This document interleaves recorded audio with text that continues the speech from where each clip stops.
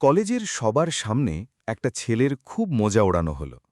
এমনকি তাকে তার আসল যোগ্যতা বা অওকাত পর্যন্ত মনে করিয়ে দেওয়া হলো। কিন্তু সেই ছেলেটা এমন কিছু করে বসল যে কয়েক মুহূর্তের মধ্যে পুরো হলঘর একদম নিস্তব্ধ হয়ে গেল। কে ছিল সেই ছেলেটা, আর কি এমন হয়েছিল সেখানে?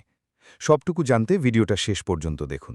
আর আপনিও যদি সত্যিটা জানতে চান তাহলে কমেন্টে 2 লিখুন। লাইক আর সাবস্ক্রাইব করতে একদম ভুলবেন না। বৃষ্টির সেই বিকেলটা পুনের আর 5টা বিকেলের মতো ছিল না। আকাশের বুকে জমে থাকা মেঘগুলো বেশ ভারী দেখাচ্ছিল, যেন নিজেদের ভেতর না বলা কোনো গল্প লুকিয়ে রেখেছে তারা। পুরনো গাছের পাতায় বৃষ্টির হালকা ছাট যখন আছড়ে পড়ছিল, তখন একটা ধীর, শান্ত আর স্নিগ্ধ সুর যেন বাজছিল চারিপাশে। নালন্দা এলিট ইনস্টিটিউটের মূল ফটকের বাইরে কাদায় ভেজা রাস্তায় হঠাৎ করে একটা চকচকে কালো গাড়ি এসে থামল। গাড়ির দরজা খুলতেই সবার চোখ একসঙ্গে সেদিকে ঘুরে গেল। গাড়ি থেকে নামল রোশনি মেহরা। ওর হাই হিল জুতো ভেজা মাটিতে পড়তেই একটা মৃদু শব্দ হল, কিন্তু সেদিকে তার কোনো ভ্রুক্ষেপ নেই। হাতে একটা ছাতা ছিল, সেটা সে নিজের মাথার ওপরেই ধরে রাখল। পাশেই দাঁড়িয়ে থাকা একজন গার্ড যে বৃষ্টিতে ভিজছে, সেদিকে খেয়াল করেও রোশনি চোখ ফিরিয়ে নিল। ওর চোখে মুখে সেই পরিচিত চেনা আত্মবিশ্বাস, যেন গোটা পৃথিবীটা ওর ইশারায় চলে। রোশনির কাছে এসব খুব সাধারণ ব্যাপার। ছোটবেলা থেকেই সে শিখে এসেছে সম্মান অর্জন করতে হয় না, বরং সম্মান কিনে নিতে হয়। ওর কাছে মানুষের দুটো ভাগ, একদল ওর সমকক্ষ আর অন্য দল ওর চেয়ে নিচু। সে ধীর পায়ে কলেজের গেট দিয়ে ভেতরে ঢুকল। তাকে দেখে কয়েকজন মেয়ে ফিসফিস করে উঠল। কয়েকজন ছেলে যেন মন্ত্রমুগ্ধের মতো তার দিকে এগিয়ে এলো। কিন্তু রোশনি কারুর দিকে ফিরেও তাকাল না, যেন সে এই ভিড়ের কোনো অংশই নয়, সে এদের সবার ওপরে। ঠিক সেই মুহূর্তেই একটু দূরে আরেকটা ছেলে ছাতা ছাড়াই বৃষ্টিতে ভিজতে ভিজতে ভেতরে আসছিল। তার পরনের পোশাক একদম সাধারণ, জুতোজোড়া ভিজে সপসপে, কিন্তু তার চোখে মুখে অদ্ভুত একটা প্রশান্তি লেগেছিল। রশনি তাকে একবার ফিরেও দেখেনি, আর সম্ভবত এটাই ছিল ওর জীবনের সবচেয়ে বড় ভুল। কারণ ও তখনও জানত না, যাকে ও এইমাত্র অবজ্ঞা করে গেল, সেই ছেলেটাই ওর জীবনের সবচেয়ে বড় সত্যি হয়ে সামনে আসতে চলেছে। পরের দিন সকালে পুনের বাতাসে রাতের বৃষ্টির সেই ঠান্ডা আমেজটা তখনও লেগেছিল। ক্যাম্পাসের সরু রাস্তাগুলো তখনও হালকা ভিজে, গাছের পাতা থেকে টুপটাপ করে জলের ফোঁটা মাটিতে পড়ছিল, আর একটা মৃদু শব্দ তৈরি করছিল। মনে হচ্ছিল চারপাশটা যেন একদম শান্ত, কিন্তু সেই নিস্তব্ধতার ভেতরেই লুকিয়েছিল এক না বলা অস্থিরতা। ক্লাসরুমে একে একে স্টুডেন্টরা আসতে শুরু করল। চেয়ার টানাটানির শব্দ, বইয়ের পাতা উল্টানোর আওয়াজ আর সবার হালকা কথাবার্তা মিলে একটা সাধারণ দিনের অনুভূতি দিচ্ছিল। রশনি মেহরা নিজের সিটে বসেছিল, সবসময়ের মতোই পরিপাটি, যেন সবকিছু ওর নিজের হাতের মুঠোয়। ওর পাশেই কাব্য ঝুঁকে পড়ে কি যেন বলছিল ওকে। দুজনের মধ্যে মৃদু হাসির রেশ শোনা যাচ্ছিল। ঠিক তখনই প্রফেসর সন্দীপ কুলকার্নি ক্লাসে ঢুকলেন। তিনি ভেতরে আসতেই পুরো ঘর এক মুহূর্তে চুপ হয়ে গেল। তিনি বিন্দুমাত্র সময় নষ্ট না করে সরাসরি কাজের কথায় এলেন। জানালেন, এই সেমিস্টারের সবচেয়ে গুরুত্বপূর্ণ প্রজেক্ট শুরু হতে যাচ্ছে। এমন একটা কাজ যা শুধু নাম্বার পাওয়ার জন্য নয়, বরং স্টুডেন্টদের চিন্তাভাবনার গভীরতাকেও পরীক্ষা করবে। গ্রুপ মেম্বারদের নাম ডাকা শুরু হলো। রশনি নিশ্চিত ছিল যে সে কাব্যের সাথেই থাকবে। ওর চোখে মুখে সেই পুরনো আত্মবিশ্বাসটাই ঝলমল করছিল। কিন্তু প্রফেসর যখনই বললেন রশনি মেহরা আর দেব মালহোত্রা, এক নিমেষে ওর মুখের রেখাগুলো বদলে গেল। কাব্য আলতো করে মাথা তুলল, চোখে তার রাজ্যের বিস্ময় আর ঠোঁটের কোণে অর্ধেক হাসি। রোশনি আস্তে করে ঘাড় ঘোরাল, আর ওর চোখ গিয়ে থামল সেই ছেলেটার ওপর যে পেছনের সারিতে একদম চুপচাপ বসেছিল। নিজের নোটবুকে কিছু একটা লিখতে ব্যস্ত দেব মালহোত্রা এবার মাথাটা তুলে তাকাল। এক মুহূর্তের জন্য সে রোশনির দিকে তাকাল, তারপর যেন কিছুই হয়নি এমনভাবে আবার নিজের নোটবুকের পাতায় মন দিল। আর ঠিক এই ব্যাপারটাই রোশনির গায়ে যেন জ্বালা ধরিয়ে দিল। ও সিট ছেড়ে উঠল আর সোজা ছেলেটার ডেস্কের সামনে গিয়ে দাঁড়াল। ওর হিলের খটখট শব্দ মেঝের উপর স্পষ্ট শোনা যাচ্ছিল, খট খট খট, যেন প্রতিটি পদক্ষেপে ওর রাগ আরও স্পষ্ট হয়ে উঠছিল। শুনতে পেলে? খুব ধীর কিন্তু বরফের মতো ঠান্ডা গলায় রোশনি বলল, আমরা একই গ্রুপে আছি। দেব লেখা থামাল, মাথা তুলল আর শুধু বলল, হ্যাঁ। কোনো পাল্টা প্রশ্ন নেই, কোনো বাড়তি রিয়াকশন নেই। রোশনির ঠোঁটে একটা হালকা হাসি ফুটে উঠল, তবে সেই হাসিতে মেশানো ছিল কেবলই তাচ্ছিল্য। আমি আশা করব তুমি অন্তত এই প্রজেক্টটার যোগ্য হবে। পাশে বসা কাব্য আর আরও ২-৩ স্টুডেন্ট মুচকি হাসল। পরিবেশের মধ্যে অদ্ভুত একটা অস্বস্তিকর দম বন্ধ করা ভাব তৈরি হল। দেব কয়েক সেকেন্ড রোশনির দিকে তাকিয়ে রইল। ওর চোখে কোনো রাগ ছিল না, তবে একটা গভীরতা ছিল, যেন ও মুখের কথার চেয়ে ভেতরের অনেক বেশি কিছু বুঝতে পারছিল। তারপর ও খুব সাধারণ গলায় বলল, কাজ কথা বলে, মানুষ নয়। এ কথা শুনে রোশনির মুখের তাচ্ছিল্যের হাসিটা মুহূর্তের জন্য থমকে গেল। গোটা ক্লাসে একটা নিস্তব্ধতা নেমে এলো। কেউ টু শব্দটিও করল না, কিন্তু সবাই বুঝতে পারল এই জবাবটা একটু অন্যরকম ছিল। রোশনি হালকা করে মাথা ঝাঁকাল, যেন ওর কিছু যায় আসে না। দেখা যাক, কারণ এখানে শুধু কাজ করলেই হয় না, একটা স্ট্যান্ডার্ড মেনটেন করাটাও জরুরি। দেব কোনো উত্তর দিল না। সে নিজের নোটবুক বন্ধ করল আর ব্যাগ থেকে কয়েকটা কাগজ বের করল। আজ সন্ধে লাইব্রেরিতে দেখা করতে পারি, দেব খুব শান্ত গলায় বলল। আমরা প্রজেক্টের কাজ শুরু করে দেব। এ কথা শুনে রশনির যেন আরও বেশি রাগ ধরে গেল।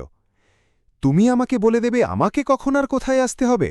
দেব এই প্রথমবার সরাসরি ওর চোখের দিকে তাকাল। সেই দৃষ্টিতে না ছিল কোনো চ্যালেঞ্জ, না ছিল হার মানার ভাব, ছিল শুধুই এক নির্মম সত্য। না, দেব বলল, আমি আসলে শুধু নিজের সময়টা নষ্ট করতে চাই না। এই কথাগুলো যেন শূন্যে ঝুলে রইল কিছুক্ষণ। কাব্য মুখ ফসকে বলে উঠল, ওহ, কিন্তু পরক্ষণেই চুপ করে গেল। পাশেই বসে থাকা অর্জুন এসব দেখছিল। ওর চোখে মুখে বিস্ময় স্পষ্ট।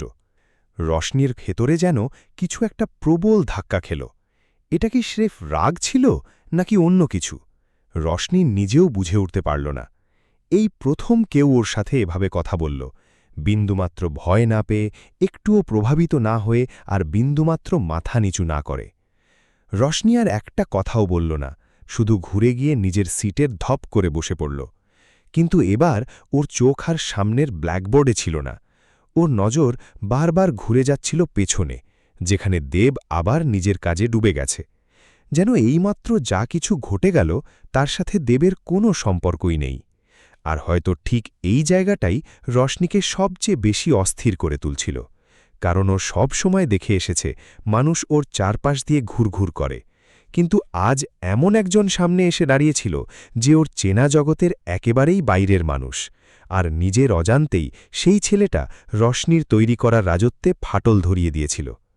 সেদিনের পর থেকে কলেজের রুটিন স্বাভাবিক নিয়মেই চলতে লাগল, কিন্তু রশনির ভেতরে একটু একটু করে কিছু একটা বদলাতে শুরু করেছিল। বাইরে থেকে ওকে ঠিক আগের মতোই দেখাচ্ছিল, সেই ভীষণ আত্মবিশ্বাসী, কেতাদুরস্থ আর সবার চোখের মণি, কিন্তু ওর মনের গভীরে যেন একটা না বলা প্রশ্ন বারবার মাথাচাড়া দিয়ে উঠছিল। দুপুরবেলা ক্যান্টিনে যথারীতি প্রচণ্ড ভিড়। কোনো টেবিলে চলছে হাসির তুমুল আড্ডা, কেউ মোবাইলে স্ক্রিনে মুখ গুজে আছে, আবার কেউ বা এমনিই বসে সময় কাটাচ্ছে। রোশনি ওর গ্যাংয়ের সাথে ভেতরে ঢুকল। কাব্য খুব মজার কোনো একটা গল্প শোনাচ্ছিল, বাকিরা সবাই হো হো করে হাসছিল, কিন্তু রোশনির হাসিটা অর্ধেক মুখেই আটকে রইল। ওর নজর সোজা গিয়ে আটকে গেল ক্যান্টিনের একটা কোণে। দেব একা বসে আছে, সামনে একটা স্টিলের থালা, অতি সাধারণ খাবার, আর ওর হাতের নাড়াচাড়ার মধ্যে একটা অদ্ভুত শান্ত ভাব। চারপাশের এত হইচই, এত কোলাহলের সাথে যেন ওর কোনো সম্পর্ক নেই। রোশনি কিছুক্ষণ একদৃষ্টে তাকিয়ে রইল ছেলেটার দিকে, তারপর নিজেকে সামলে নিয়ে একটু হাসল। চলো, একটু এন্টারটেনমেন্ট হয়ে যাক। ও সোজা দেবের টেবিলের দিকে এগিয়ে গেল। কাছে গিয়ে চেয়ারে না বসেই সোজাসুজি বলল, এখানকার খাবার তোমার স্যুট করে, নাকি এটাই তোমার পুরনো অভ্যেস? আশেপাশের টেবিলে বসা কয়েকজন স্টুডেন্ট মুখ তুলে তাকাল। ক্যান্টিনের পরিবেশটা হঠাৎ করেই যেন একটু থমথমে হয়ে গেল। দেব এক ঘ্রাস খাবার মুখে তুলল, একটু জল খেল, তারপর ধীরে সুস্থে মাথাটা তুলল। ওর চোখে সেই একই রকম অচঞ্চল দৃষ্টি, যা এখন রোশনির কাছে চরম অস্বস্তিকর লাগতে শুরু করেছিল। অভ্যেস কখনো বদলায় না। দেব একদম নিরাসক্ত গলায় বলল, শুধু মানুষগুলো বদলে যায়, অনেক সময় বিনা কারণেই। এই উত্তরটা অন্যরকম ছিল, খুব সোজা সাপটা, কিন্তু তার ভেতর এক অদ্ভুত গভীরতা লুকিয়েছিল। এবার আর কোনো হাসির শব্দ শোনা গেল না। কাব্য চুপ, কেউ টু শব্দ পর্যন্ত করল না। কিন্তু পরিবেশের ভেতর এমন একটা নিস্তব্ধতা নেমে এলো, যেন কেউ সবার অগোচরে তাদের সামনে একটা আয়না এনে দাঁড় করিয়ে দিয়েছে। রোশনির মুখের হাসিটা সেখানেই জমে গেল। ও কিছু একটা বলতে চাইল, কিন্তু সঠিক শব্দগুলো গলা দিয়ে বেরোল না। দেব আবার নিজের মতো খাওয়া শুরু করে দিল। ব্যাস এইটুকুই। আর ঠিক এই ছোট্ট ব্যাপারটাই রোশনির অহংকারে ভীষণভাবে চাবুক মারল। ও ঘুরে দাঁড়াল, কিন্তু এবার ওর হাঁটার মধ্যে সেই আগের তেজটা আর ছিল না। ও নিজের টেবিলে ফিরে এসে বসল, কিন্তু বন্ধুদের আড্ডায় ওর বিন্দুমাত্র মন ছিল না। কাব্য আস্তে করে জিজ্ঞেস করল, তুই ঠিক আছিস তো? রোশনি মাথা নাড়ল। হ্যাঁ, কিন্তু ওর গলার আওয়াজটা আগের মতো অতটা দৃঢ় শোনাল না। কিছুক্ষণ পর নিজেকে একটু সামলে নিয়ে পরিবেশটা হালকা করার জন্য ও বলল, ছেলেটা বড্ড অদ্ভুত রে। কিন্তু ওর নিজের মনের কোথাও যেন একটা খচখচানি চলছিল। ও ভালো করেই বুঝতে পারছিল ব্যাপারটা এতটা সোজা নয়। বিকেলের দিকে লাইব্রেরির নিস্তব্ধতাটা একটু অন্যরকম হয়। বাইরে তখন হালকা হাওয়া দিচ্ছিল, জানালার কাচ চুঁইয়ে আসা বিকেলের আলো টেবিলের উপর এসে পড়ছিল। রোশনি ভেতরে ঢুকল, আর কিছু না ভেবেই ওর চোখ সোজা গিয়ে পড়ল সেই কোণটার দিকে যেখানে দেব বসেছিল। ও আগে থেকেই সেখানে ছিল, সামনে বই খোলা, কয়েকটা কাগজ খুব গুছিয়ে রাখা, আরও পুরোপুরি পড়ার মধ্যে ডুবে আছে। রোশনি কয়েক পা দূরে গিয়ে থমকে দাঁড়াল। এবার ও সাথে সাথেই কিছু বলে বসল না। কয়েক সেকেন্ড, আরও কয়েক সেকেন্ড, শুধুই নীরবতা। তারপরও আস্তে করে সামনের চেয়ারটা টেনে বসে পড়ল। দেব মাথা তুলল। এক মুহূর্তের জন্য দুজনের চোখাচোখি হল। তুমি এসেছ। দেব শুধু এইটুকুই বলল, কোনো প্রশ্ন নেই, কোনো অবাক হওয়ার চিহ্ন নেই, যেন ও জানত এই যে রোশনি আসবে। রোশনি ল্যাপটপ খুলল, কিন্তু স্ক্রিনে ওর মন বসছিল না। তুমি সবসময় এমন করেই থাকো?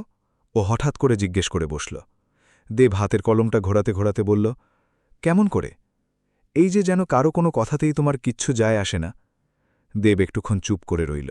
তারপর সে জানালার দিকে তাকাল, যেখানে বাইরের হাওয়ায় গাছের পাতাগুলো কাঁপছিল। যায় আসে তো বটেই, তবে সব কথা মনে জমিয়ে রাখার কোনো দরকার হয় না। ওর কথার মধ্যে কোনো ভারী বা গম্ভীর সুর ছিল না, কিন্তু কথাগুলো সোজা গিয়ে বুকে বিঁধল। রশনি এই প্রথমবার অনুভব করল যে ও পাল্টা জবাব দেওয়ার বদলে শুধু চুপচাপ শুনে যাচ্ছে। দেব একটা ফাইল ওর দিকে এগিয়ে দিল। প্রজেক্টটার জন্য আমি এই প্ল্যানটা ভেবেছি, ও বলল। রশনি কাগজটা হাতে নিল। ওর চোখ ধীরে ধীরে পাতার লেখাগুলোর ওপর দিয়ে বোলাতে লাগল, আর যত ও পড়তে থাকল ওর মুখের অভিব্যক্তি তত বদলাতে শুরু করল। কাজটা খুবই নিখুঁত, খুব গভীরভাবে চিন্তাভাবনা করে সাজানো, আর সবচেয়ে বড় কথা, কাজটার মধ্যে একটা মারাত্মক সততা লুকিয়েছিল। তুমি একা এসব করেছ? ওর মুখে ফসকে আপনা আপনি কথাটা বেরিয়ে এলো। দেব আলতো করে মাথা নাড়ল। এখনও তো সবে শুরু। ওর গলার স্বরে কোনো অহংকার নেই, কোনো দেখনদারি নেই, শুধুই এক নগ্ন সত্য। রশনি কিছুক্ষণ নিশ্চুপ হয়ে বসে রইল। ওর ভেতরে যেন কিছু একটা ভেঙে চুরমার হয়ে যাচ্ছিল, বা হয়তো নতুন করে কিছু একটা তৈরি হচ্ছিল। ও আস্তে করে ফাইলটা বন্ধ করল, আর এই প্রথমবার কোনো রকম ব্যঙ্গ বা তাচ্ছিল্য ছাড়া বলল, হ্যাঁ, এটাকে আরও ভালো করতে হবে আমাদের। দেব ওর দিকে তাকাল। এবারও ওর চোখে সেই একই রকম প্রশান্তি, কিন্তু তার পেছনে লুকিয়েছিল এক ধরনের নীরব সম্মতি। লাইব্রেরির নিস্তব্ধতাটা এখন অন্যরকম লাগছিল, আগের মতো ফাঁকা বা প্রাণহীন নয়। মনে হচ্ছিল যেন নতুন কিছুর জন্ম হচ্ছে সেখানে। আর রশনি প্রথমবারের জন্য বুঝতে পারল এই লড়াইটা আসলে বাইরের কারোর সাথে নয়, লড়াইটা ওর নিজেরই তিল তিল করে গড়ে তোলা অহংকারের সাথে, যে অহংকারের দেওয়ালে এখন একটু একটু করে ফাটল ধরতে শুরু করেছে। এর পরের কয়েকদিনের মধ্যে বৃষ্টি আবার ফিরে এলো। কিন্তু এবার সেই বৃষ্টি শুধু আকাশ থেকেই পড়ছিল না, রোশনির মনের ভেতরেও যেন রিমঝিম করে ঝরছিল। বৃষ্টিতে ভিজে নালন্দা এলিট ইনস্টিটিউটের ক্যাম্পাসটাকে আরও বেশি স্নিগ্ধ আর গাঢ় দেখাচ্ছিল। গাছের পাতা থেকে গড়িয়ে পড়া জলের ফোঁটা, বারান্দায় প্রতিধ্বনিত হওয়া জুতোর শব্দের চাপা আওয়াজ, আর বাতাসে ভেসে থাকা ভেজা মাটির সোদা গন্ধ, সব কিছু যেন আগের চেয়ে অনেক বেশি করে মন ছুঁয়ে যাচ্ছিল। সেদিন সকালে রোশনি একটু তাড়াতাড়ি কলেজে চলে এসেছিল। হয়তো অকারণে, কিংবা হয়তো এক অজানা আকর্ষণের টানে। ও যখন করিডর দিয়ে হেঁটে যাচ্ছিল, হঠাৎ ওর হাঁটার গতি ধীর হয়ে এলো। সিঁড়ির কাছে একজন জুনিয়র মেয়ে দাঁড়িয়েছিল, হাতে এক গাদা বই আর চোখে মুখে স্পষ্ট ভয়ের ছাপ। ওর ঠিক সামনে দাঁড়িয়েছিল দেব। ও বইয়ের একটা পাতায় আঙুল রেখে কিছু একটা বোঝাচ্ছিল তাকে। এইখানটায় দেখো, তুমি যদি এই অংশটা ভালো করে বুঝে যাও তাহলে বাকিটুকু সোজা মনে হবে। মেয়েটা একটু ইতস্তত করে আবার লেখাটা পড়ল। তারপর আস্তে আস্তে ওর মুখে একটা উপলব্ধির হাসি ফুটে উঠল। ও, এবার বুঝতে পেরেছি। ও যেন হাঁপ ছেড়ে বাঁচল। দেব শুধু একটু হাসল। নিজেকে শুধু ভরসা করতে শেখো। কোনো বাড়াবাড়ি নেই, তাড়াহুড়ো নেই। রোশনি কয়েক পা দূরে দাঁড়িয়ে এই দৃশ্যটা দেখছিল। সেই মুহূর্তটার মধ্যে বিশাল কোনো ব্যাপার ছিল না, কেউ হাততালি দিচ্ছিল না, কোনো শোরগোল ছিল না। কিন্তু তা সত্ত্বেও সেই সাদামাটা মুহূর্তটার মধ্যে একটা অদ্ভুত গভীরতা লুকিয়েছিল। রোশনি কোনো কথা না বলে দৃষ্টি সরিয়ে নিল, কিন্তু ওর পা আর সামনের দিকে সরল না। কয়েক সেকেন্ড দাঁড়িয়ে থাকার পর ও আবার হাঁটতে শুরু করল, যেন নিজের কাছ থেকেই নিজে পালিয়ে বাঁচার চেষ্টা করছে। ক্লাসে প্রফেসর কুলকার্নি একটা প্রশ্ন করলেন, বেশ জটিল একটা প্রশ্ন। এমন একটা বিষয় যেটা বোঝার জন্য শুধু বইয়ের পাতা মুখস্থ করলে চলে না, চিন্তাভাবনাটাও পরিষ্কার থাকা চাই। বেশ কয়েকজন স্টুডেন্ট নিজেদের নোটবুক উল্টাতে শুরু করল। কয়েকজন মাথা নিচু করে চুপচাপ বসে রইল। রোশনি নিজেও উত্তরটা ভাবার চেষ্টা করল, কিন্তু শব্দগুলো যেন কিছুতেই ওর মাথায় গুছিয়ে আসছিল সমাধানে। ঠিক তখনই পেছন থেকে দেবের গলা শোনা গেল, খুব নিচু স্বরে, কিন্তু একেবারে স্পষ্ট। ও শুধু উত্তরটা বলে দিল না, সুন্দর করে বুঝিয়ে দিল। প্রতিটি পয়েন্ট এক অপরের সাথে এমনভাবে জুড়ল যেন ও কোনো জট পাকানো সুতো খুব সাবধানে ছাড়িয়ে আনছে। গোটা ক্লাস একেবারে স্তব্ধ। প্রফেসর খুব মন দিয়ে শুনলেন, তারপর মাথা নেড়ে বললেন, ভেরি প্রিসাইজ, একদম নিখুঁত। কয়েকজন স্টুডেন্ট ঘাড় ঘুরিয়ে দেবকে দেখল, কিন্তু এবার আর কোনো হাসাহাসি হল না, কোনো ফিসফাসও শোনা গেল না। সবার চোখের দৃষ্টিতে শুধু এক অদ্ভুত ধরনের স্বীকৃতি ছিল। রোশনি নিজেও পেছনে ফিরে তাকাল। ওর চোখে এই প্রথমবার কারোর সাথে কোনো প্রতিযোগিতার ভাব ছিল না, ছিল একটা অদ্ভুত প্রশ্ন। সেদিন বিকেলে লাইব্রেরিতে বেশ ঠান্ডা লাগছিল। জানালার কাঁচের গায়ে আটকে থাকা জলের ফোঁটাগুলো ধীরে ধীরে নিচের দিকে গড়িয়ে পড়ছিল। রোশনি ভেতরে ঢুকল, আর অভ্যেসবশত ওর চোখ গিয়ে পড়ল ঠিক সেই টেবিলটার ওপর। দেব ওখানেই বসেছিল। আজ ওর সামনে কয়েকটা বেশ পুরনো বই খোলা। বইগুলোর পাতাগুলো হলুদ হয়ে এসেছে, ধারে ধারে ভাঁজ পড়ে গেছে, যেন সময় তার দাগ রেখে গেছে ওই পাতাগুলোর শরীরে। রোশনি ওর কাছে এগিয়ে এলো, একটা বই হাতে তুলে নিল, আঙুল দিয়ে পুরনো পাতাগুলোর ওপর আলতো করে বুলিয়ে দিল। তুমি এসব পড়ো? ও জিজ্ঞেস করল। দেব মুখ তুলে তাকাল। কিছু কথার উত্তর পুরনো বইগুলোতে অনেক বেশি স্পষ্ট করে লেখা থাকে। রোশনি বইটার একটা পাতা উল্টাল। সেখানে হাতে লেখা কিছু নোটস ছিল, নিশ্চয়ই অন্য কারোর লেখা, হয়তো বহু বছর আগের। কিন্তু এসব কি সত্যিই এতটা জরুরি? ও খুব আস্তে করে জানতে চাইল। দেব জানালার দিকে তাকাল, যেখানে এক ফোঁটা জল গড়িয়ে পড়ে অদৃশ্য হয়ে গেল। কারণ সব উত্তর তো আর নতুন হয় না, ও বলল। কিছু উত্তর আগে থেকেই দেওয়া থাকে, শুধু আমরা সেগুলোকে খুঁজে দেখার চেষ্টা করি না। ওর গলার স্বরে কোনো জোর ছিল না, তা সত্ত্বেও কথাগুলো যেন এক অদ্ভুত ঘোরের মতো শুনতে বাধ্য করছিল। রোশনি কিছুক্ষণ চুপচাপ দাঁড়িয়ে রইল। লাইব্রেরির ঠিক অন্য কোণটায় হালকা খসখস শব্দ হল। মিনাতাই ঝাড়ু দিচ্ছিলেন। ওনার হাত খুব ধীর সুস্থে চলছিল, কিন্তু সেই কাজের মধ্যে একটা অদ্ভুত ছন্দ ছিল, যেন এটা শুধু কোনো কাজ নয়, এটা একটা পুরনো অভ্যেস, কিংবা হয়তো এক ধরনের প্রশান্তি।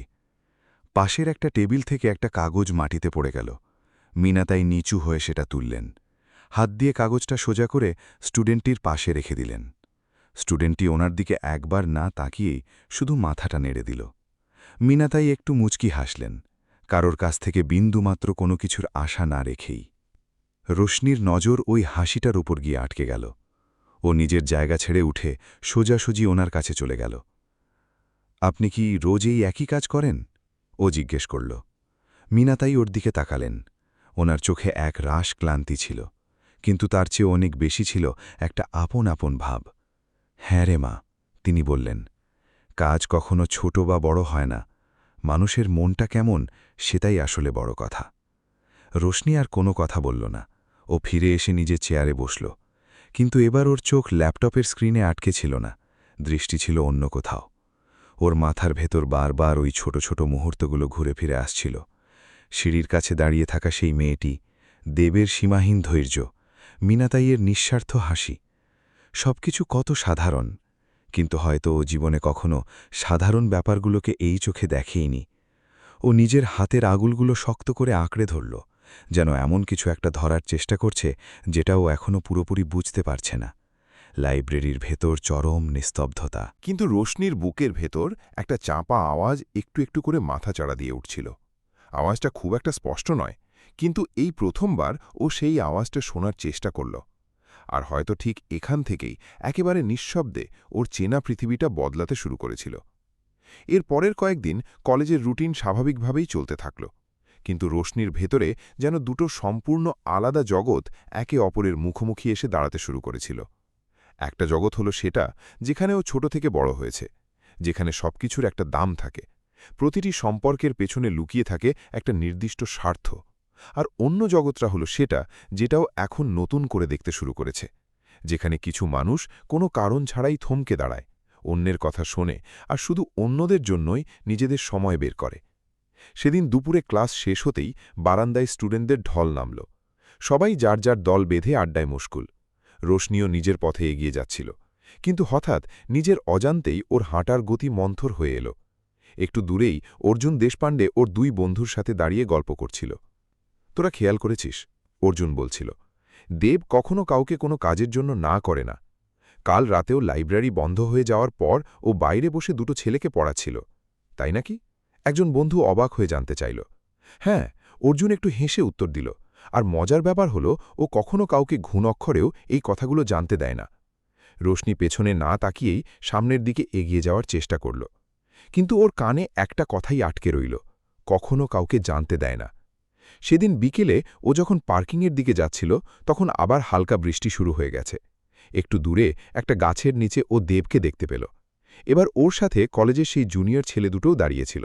ওদের হাতে খাতা ছিল, আর ওরা কিছু একটা বোঝার চেষ্টা করছিল। রোশনি থমকে দাঁড়াল, নিজেকে আর আটকাতে পারল না। তুমি যদি এই স্টেপটা একবার বুঝে যাও, দেব বোঝাচ্ছিল, তাহলে পুরো অঙ্কটাই তোমার কাছে জলের মতো সোজা লাগবে। ছেলেটা বেশ বিরক্ত হয়েই বলল, কিন্তু আমার তো বারবার এই একই ভুল হয়ে যাচ্ছে। দেব খাতাটা নিজের দিকে টেনে নিয়ে আবার গোড়া থেকে খুব ধরে ধরে ওকে বোঝাতে শুরু করল। এবারও একদম তাড়াহুড়ো করল না, ও ঠিক ততক্ষণ পর্যন্ত বুঝিয়ে গেল যতক্ষণ না সামনের ছেলেটার চোখে বিষয়টা পুরোপুরি বুঝে ওঠার একটা স্বস্তি ফুটে উঠল। এবার দেব জিজ্ঞেস করল। ছেলেটা একটু হাসি মুখে ঘাড় নাড়ল। এবার একদম পরিষ্কার হয়ে গেছে, থ্যাংক ইউ। দেব শুধু বলল, পরের বার এটা নিজে নিজে চেষ্টা করবে, তবেই জিনিসটা মাথায় গেঁথে যাবে। রোশনি আরও কয়েক সেকেন্ড ওখানে দাঁড়িয়ে রইল, তারপর একদম নিঃশব্দে সেখান থেকে উল্টো পথে ঘুরে গেল। তবে এবারও কারোর কাছ থেকে পালিয়ে যাচ্ছিল না। সেদিন রাতে বাড়ির পরিবেশটা বরাবরের মতোই খুব জমকালো ছিল। ডাইনিং টেবিলে চকচকে দামি বাসনপত্র, হালকা আলো আর ওর বাবার সেই গম্ভীর উপস্থিতি। রোশনি, প্লেটটা টেবিলে রাখতে রাখতে উনি বললেন, শনিবার কাপুর সাহেবের বাড়িতে একটা পার্টি আছে, অনেক বড় বড় মানুষজন আসবেন, তোমারও সেখানে থাকাটা খুব দরকার। রোশনি চামচটা হাতে তুলে নিল, কিন্তু মাঝপথেই হাতটা থেমে গেল কয়েক মুহূর্তের জন্য। এবার হয়তো আমার যাওয়া হয়ে উঠবে না, ও খুব নরম গলায় বলল। ওর বাবা সঙ্গে সঙ্গে মাথা তুলে তাকালেন। মানে? রোশনি চোখ নামিয়ে নিল, তারপর নিজেকে সামলে নিয়ে বলল, কলেজে একটু কাজ আছে, কাজটা বেশ জরুরি। কয়েক সেকেন্ডের জন্য খাবার টেবিলে পিনপতন নীরবতা নেমে এলো। তোমার বোঝা উচিত যে সোসাইটিতে আমাদের নামের একটা দাম আছে। ওর বাবার গলাটা এবার একটু রুক্ষ শোনাল। সব জায়গায় আমাদের উপস্থিতি থাকাটা খুব দরকার, মানুষজন এসব নোটিস করে। রশনি এই প্রথমবার সোজা বাবার চোখের দিকে তাকাল। সব জায়গায় থাকাটা কি সত্যিই খুব জরুরি, নাকি ঠিক জায়গায় থাকাটা বেশি জরুরি? এই প্রশ্নটা যেন ঘরের বাতাসে ভারী হয়ে ঝুলে রইল। ওর বাবা একটুক্ষণ চুপ করে রইলেন, তারপর বললেন, তুমি এসব এখন বুঝবে না, দুনিয়া এই নিয়মে চলে না। রশনি কোনো পাল্টা জবাব দিল না, কিন্তু এবার ও মাথা নিচু করে তর্কটাও শেষ করে দিল না। ওর বুকের ভেতর এমন কিছু একটা তৈরি হচ্ছিল যা এই প্রথমবার সোজা হয়ে দাঁড়াতে শিখেছে। পরদিন ও সময়ের আগেই লাইব্রেরিতে পৌঁছে গেল। জানলার ধারের সিটটায় বসে নিজের ব্যাগটা খুলল। কিন্তু ওর মন বইয়ের পাতায় একদমই ছিল না। একটু পরে ডেব লাইব্রেরিতে ঢুকল। ও এক মুহূর্তের জন্য রশনির দিকে তাকালো, যেন রশনির বদলে যাওয়াটা ওর চোখ এড়ায়নি, কিন্তু সে ব্যাপারে ও মুখে কিছু বলল না। আজ একটু জলদিই চলে এলে, ও শুধু এইটুকুই বলল। রশনি একটু হাসল। হয়তো আমার বুঝতে একটু বড্ড দেরি হয়ে গেল। দেব ওর কথার কোনো উত্তর দিল না, তবে ওর চোখের দৃষ্টিতে হালকা একটা মোলায়েম ভাব ফুটে উঠল। বেশ কিছুক্ষণ দুজন নিজেদের কাজ নিয়ে ব্যস্ত রইল। তারপর রশনি খুব আস্তে করে বলল, কাল তুমি ওই বাচ্চাগুলোকে পড়াচ্ছিলে? দেব মাথা তুলে তাকাল। হ্যাঁ। তোমার ক্লান্তি আসে না? ও জিজ্ঞেস করল। দেব কয়েক সেকেন্ড একটু ভাবল, তারপর বলল, কাজটা যখন নিজের জন্য করা হয় না, তখন সেই ক্লান্তিটার ধরনও একটু অন্যরকম হয়। উত্তরটা খুব সোজা সাপটা ছিল, কিন্তু আগের চেয়ে একটু আলাদা। এই কথার ভেতর কাউকে কোনো কিছু বোঝানোর তাগিদ ছিল না, ছিল স্রেফ একটা নির্ভেজাল অভিজ্ঞতা। রশনি এই প্রথমবার বুঝতে পারল যে ও এখন আর প্রতিটি উত্তরের যুক্তি খোঁজার চেষ্টা করছে না, বরং কথাগুলোকে মন থেকে অনুভব করছে। ও নিজের নোটবুকটা খুলল, কিন্তু এবার ওর হাতের নাড়াচাড়ায় কোনো তাড়াহুড়ো ছিল না, যেন ওকে কোথাও ছুটে পৌঁছতে হবে না, বরং একটু সময় নিয়ে কিছু একটা বুঝতে হবে। লাইব্রেরির বাইরে তখন আবার বৃষ্টি নেমেছে। বৃষ্টির ফোঁটা কাঁচের গায়ে আছড়ে পড়ছে, ধীরে ধীরে কাঁচ বেয়ে গড়িয়ে নামছে জল। আর রোশনির মনে হল ওর মনের ভেতরেও অবিকল এরকমই কিছু একটা ঘটছে, খুব ধীর গতিতে, কোনোরকম আওয়াজ না করে, কিন্তু অবিরামভাবে। কয়েক সপ্তাহের মধ্যেই নালন্দা এলিট ইনস্টিটিউটের চেহারাটা পুরোপুরি পাল্টে গেল। গোটা ক্যাম্পাস যেন অন্য কোনো এক মায়াবী জগতে পরিণত হয়েছে। প্রতিটি গাছের ডালে আলোর মালা ঝুলছে, করিডোরের দেওয়ালগুলো রঙিন পোস্টারে ঢাকা, আর কলেজের প্রতিটি কোণ থেকে রিহার্সালের আওয়াজ ভেসে আসছে। বার্ষিক ফেস্ট শুরু হতে চলেছে, আর গোটা কলেজে একটা অদ্ভুত প্রাণবন্ত এনার্জি ছড়িয়ে পড়েছে। রোশনি মেহরা বরাবরই এই ফেস্টের মূল আকর্ষণ হয়ে থেকে এসেছে। ওর কাছে এটা শুধু একটা অনুষ্ঠান নয়, এটা ওর নিজস্ব একটা মঞ্চ, যেখানে দাঁড়ালে ওকে সবার চেয়ে আলাদা দেখাত। এবারও ওর পারফেক্ট ড্রেস একদম রেডি, ওর গ্র্যান্ড এন্ট্রি কিভাবে হবে তার প্ল্যানিংও সারা। সব কিছু আগের মতোই ছিল, কিন্তু ওর ভেতরের মানুষটা আর আগের মতো ছিল না। ড্রেস ট্রায়ালের সময় ও আয়নার সামনে দাঁড়িয়েছিল। প্রতিটি জিনিস একদম পারফেক্ট, মেকআপ, আউটফিট, কনফিডেন্স, সব। তা সত্ত্বেও হঠাৎ করে ও আয়না থেকে চোখটা সরিয়ে নিল। কি হলো? পেছন থেকে কাব্য জানতে চাইল। রোশনি একটা দীর্ঘশ্বাস ফেলল। কিছু না, আসলে ও নিজের কথাটা শেষ করতে পারল না। বিকেলেও যখন রিহার্সাল হল থেকে বেরিয়ে আসছিল, হঠাৎ স্টেজের পেছন থেকে চিৎকার চেঁচামেচি শুনতে পেল। মানুষের গলার আওয়াজগুলো বেশ ঘাবড়ানো, যেন কোনো একটা বড় গণ্ডগোল পেকেছে। আরে ভাই, এই মাইকটা তো আবার কেটে যাচ্ছে। লাইটসগুলো একদম টাইমে সিঙ্ক করছে না। এসব যদি এভাবেই চলতে থাকে, তাহলে তো কালকের পুরো শোটাই মাটি হয়ে যাবে। রোশনি নিজের অজান্তেই সেই আওয়াজের দিকে পা বাড়াল। স্টেজের পেছনের ছবিটা সামনের চেয়ে একদম আলাদা। সামনে যেখানে শুধু গ্ল্যামার আর চমক, পেছনে সেখানে শুধুই চূড়ান্ত বিশৃঙ্খলা।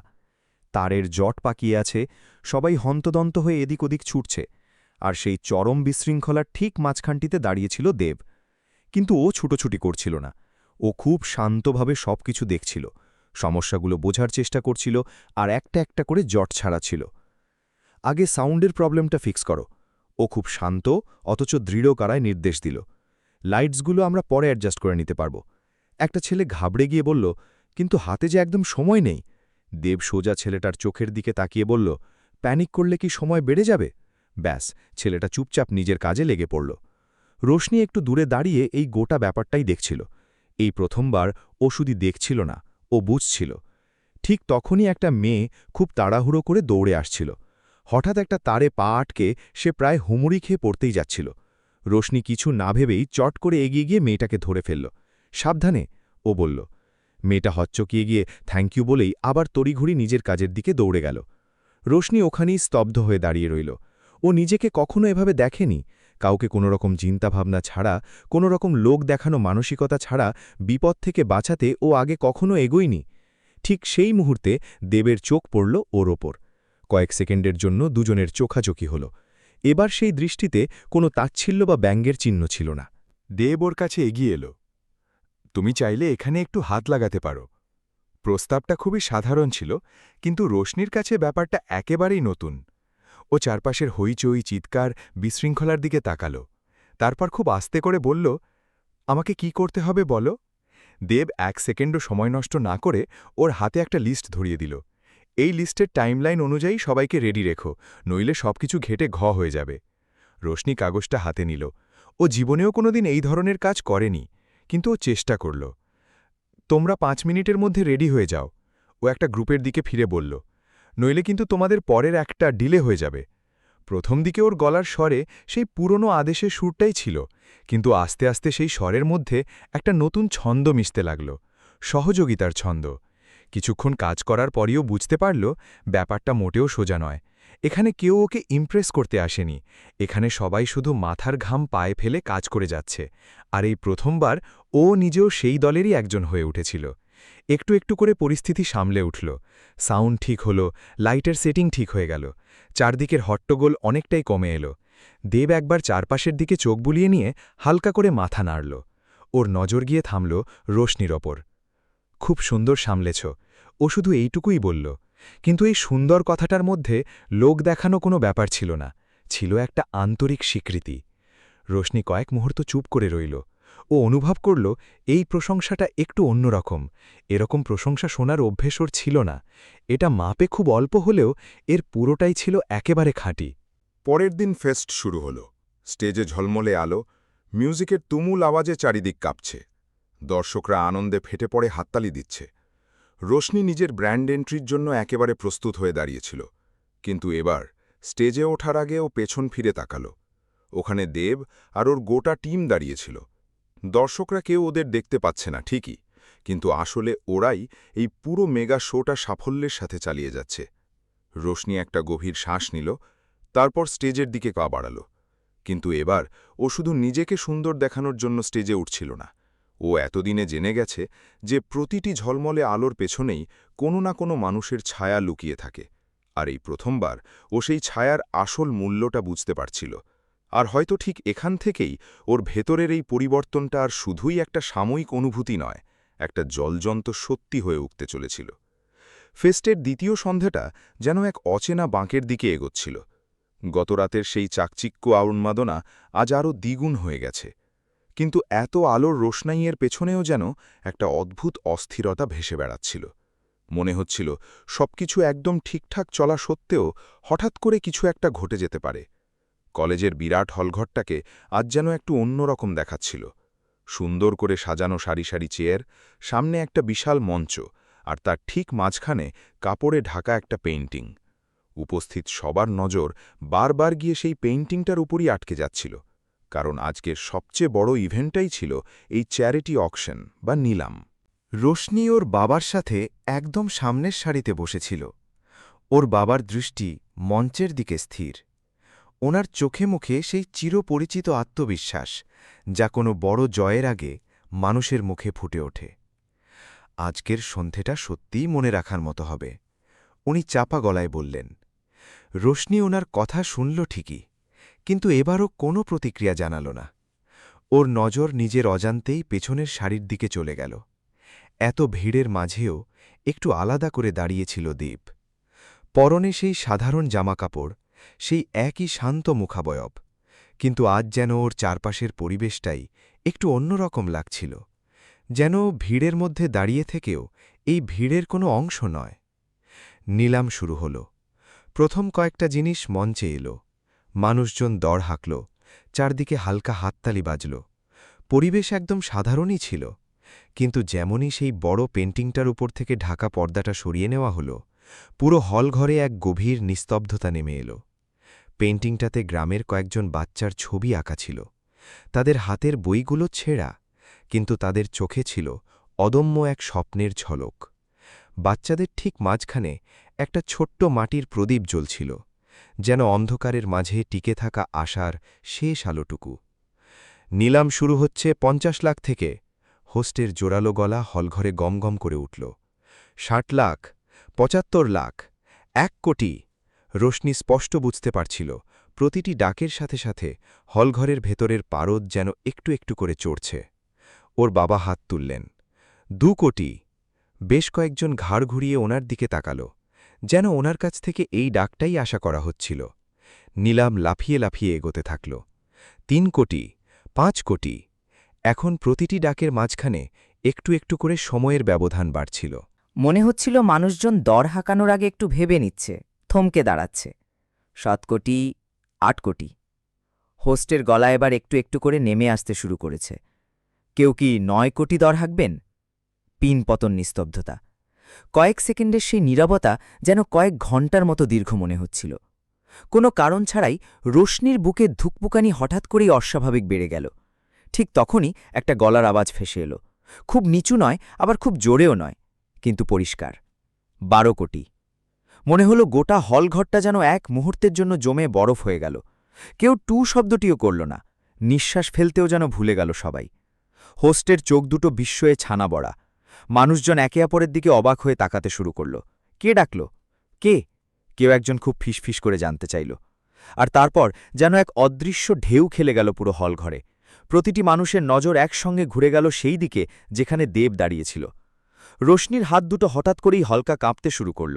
ও ভাবল হয়তো ও ভুল শুনেছে, কিন্তু দেব এবার ধীর পায়ে সামনের দিকে এগিয়ে আসছিল, খুব শান্ত আর স্থির পদক্ষেপে, যেন গোটা হলঘরের মানুষের বিস্ময়ভরা দৃষ্টিগুলো ওর হাঁটার পথে লাল গালিচা বিছিয়ে দিচ্ছে।